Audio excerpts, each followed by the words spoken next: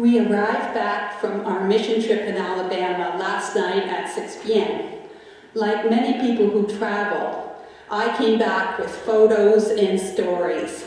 Now, unlike other members of the group, I didn't bring my camera. Nevertheless, I have some images in my head that I won't forget.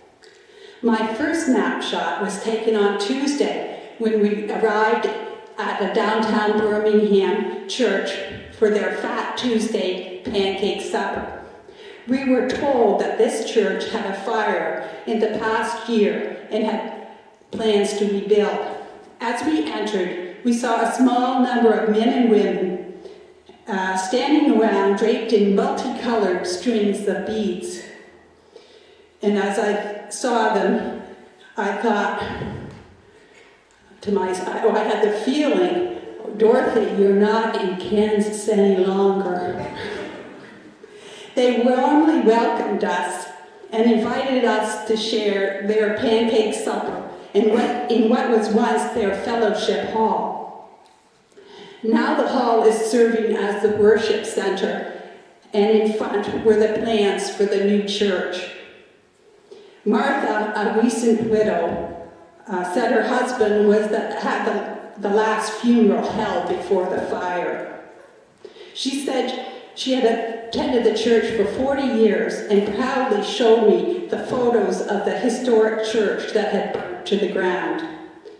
From the outside, it resembled Central in its facade. Inside, it had beautiful wood, pipe organ, circular seating, typical, I gather, of Methodist churches, and a long history in the community. The pastor said the church felt blessed as they were fortunately able to replace their grand piano and organs at a low cost after the fire.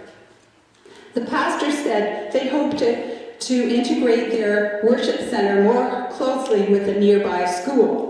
They have 60 to 70 people attending their church.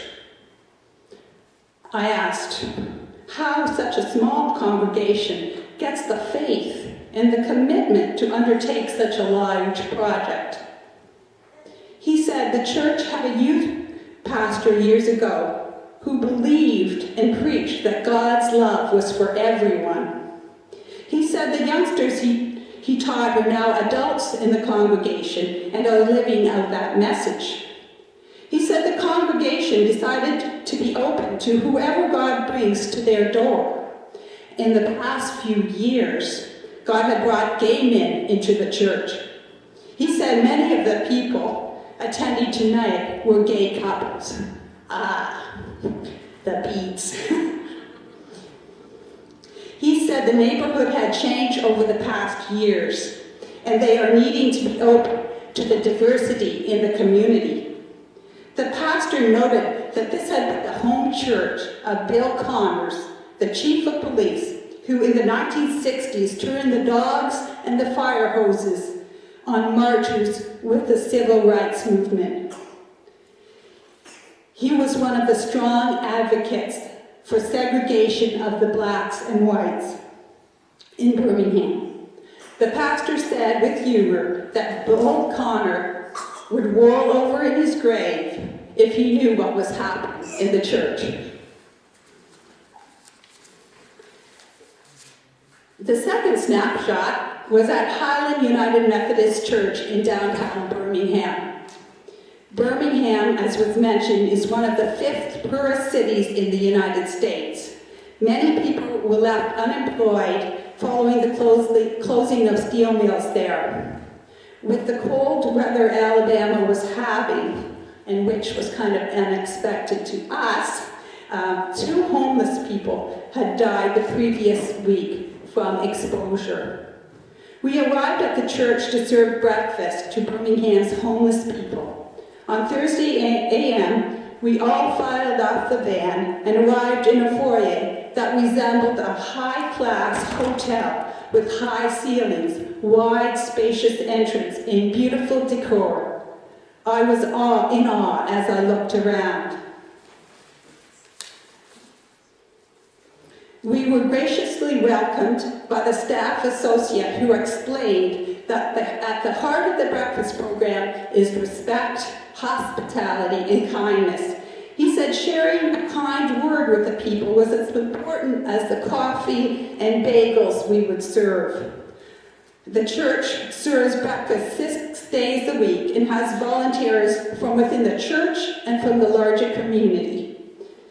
We were warmly welcomed by the other volunteers, and we prayed together to be the hands and feet of Christ with the homeless who would be served. The homeless came into a large meeting room, had their coffee, bagels, and muffins, and some went to get their mail as a church service serves as a mailing address.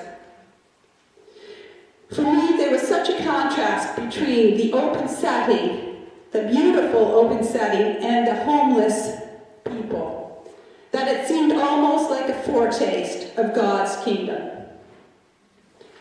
Besides the snapshots, I will also remember the stories of transformation told by people during our trip. Michael, for example, one of the leaders of the Joe Rush program, told us how a pastor's helping hand and his faith helped him recover from his drug addiction. He said he spent weeks in the basement of a church overcoming his addiction and learning to live differently. He then spent years helping others overcome their addictions. He said instead of living for himself, he had learned to live for others. During our week away, people witnessed to us, but we were also told that our group was a sign of hope to others. If people as far away as Canada could come to help, people said, then perhaps there was hope that things could change.